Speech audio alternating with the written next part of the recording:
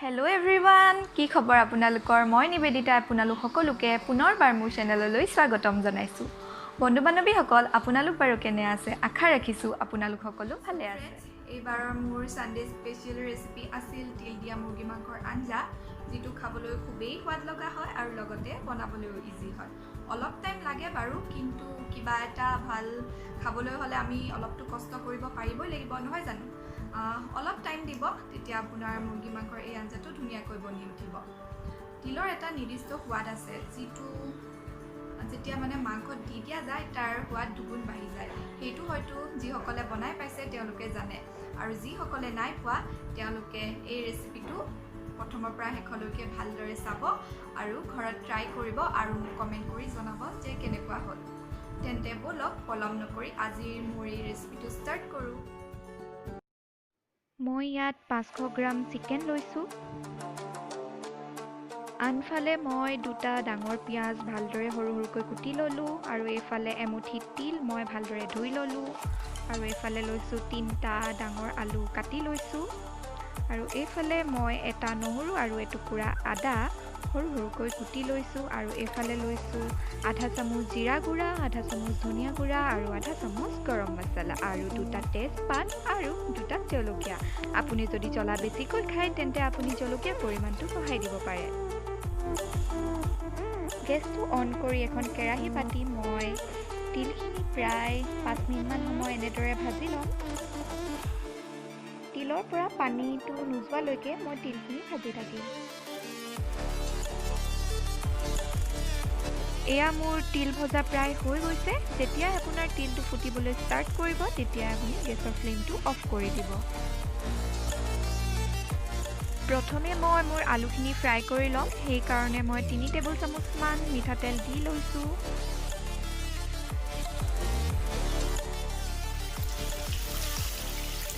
মই এনেদৰে মোৰ আলুখিনি প্ৰায় হাফ ফ্ৰাই কৰি ল'ম। আলুত মই এচিকুট নিমখ আৰু এচিকুট হালধি ছটিয়াই লৈছোঁ।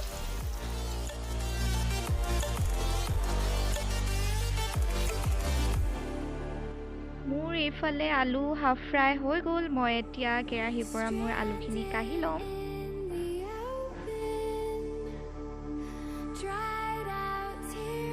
এতিয়া মই একেখিনি তেলতে অলপ নিমখ আৰু অলপ হালধি ছটিয়াই মোৰ চিকেনখিনি হাফ ফ্ৰাই কৰি ল'ম।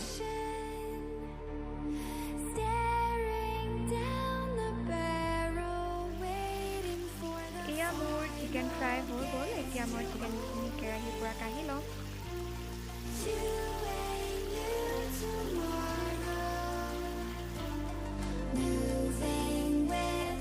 এতিয়া মই একেখন কেৰাহীতে গেছটো মিডিয়াম ফ্লেমত ৰাখি প্ৰায় 4-5 মিনিটমান সময় পিঁয়াজখিনি ভাজি ল'ম।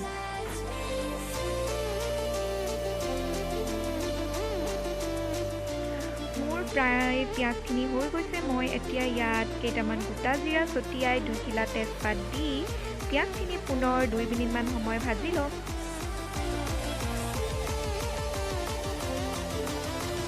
এতিয়া মই ৰেডি কৰি ৰখা আদা নহৰুখিনি দি আদা নহৰুৰ স্মেল নোযোৱালৈকে প্ৰায় 3 মিনিটমান সময় ভালদৰে ভাজি ল'ম।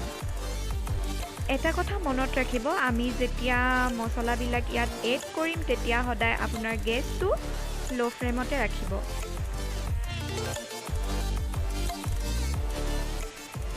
মই যিখিনি মছলা ৰেডি কৰি ৰাখিছিলোঁ তাৰে জিৰা আৰু ধনিয়াখিনি দি ল'ম, আৰু কেঁচা জলকীয়া দুটাও দি প্ৰায় 2 মিনিটমান সময় আকৌ ভাজি ল'ম।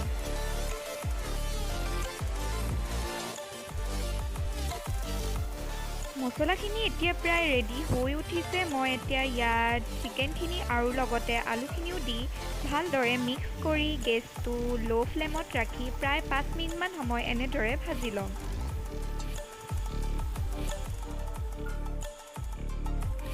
পাঁচ মিনিট হৈ গ'ল। মই এতিয়া ইয়াত সোৱাদ অনুযায়ী অলপ নিমখ আৰু হালধি ছটিয়াই ল'ম। নিমখ আৰু হালধিৰ পৰিমাণটো দিওঁতে ভালদৰে দিব, যিহেতু আমি ফ্ৰাই কৰোঁতেও অলপ অলপ নিমখ হালধি দি লৈছিলোঁ।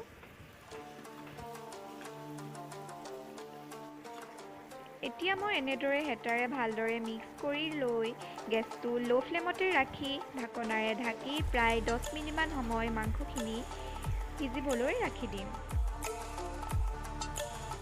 মাংসখিনি সিজিবলৈ দি মই ইফালে যিখিনি তিল লৈছিলোঁ মই সেই তিলখিনি মিক্সিত পিচি ল'লোঁ আৰু অলপ পানী এড কৰি ল'লোঁ। আৰু এইফালে মই কেইটামান জালুক লৈছোঁ আৰু এই জালুককেইটা অলপ পিচি ল'ম।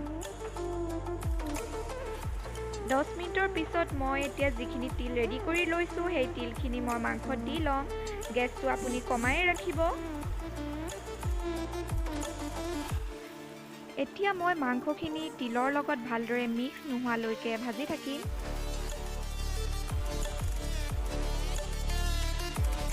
এয়া চাওক, মোৰ তিলখিনি প্ৰায় মাংসৰ লগত ধুনীয়াকৈ মিহলি হৈ পৰিছে।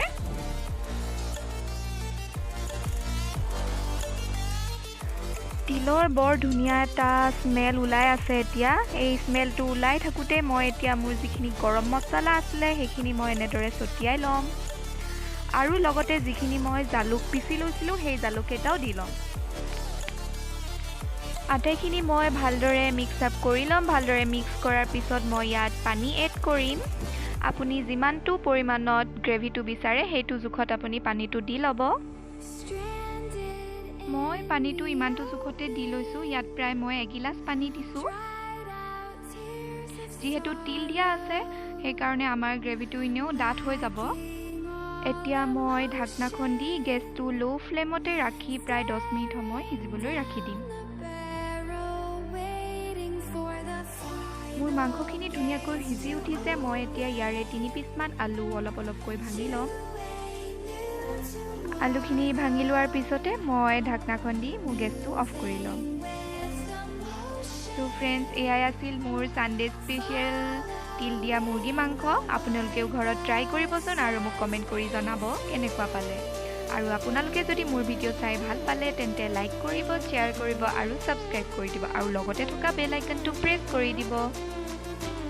আজিলৈ তেন্তে আহিছোঁ। সুস্থ থাকক আৰু সুস্থ খাওক।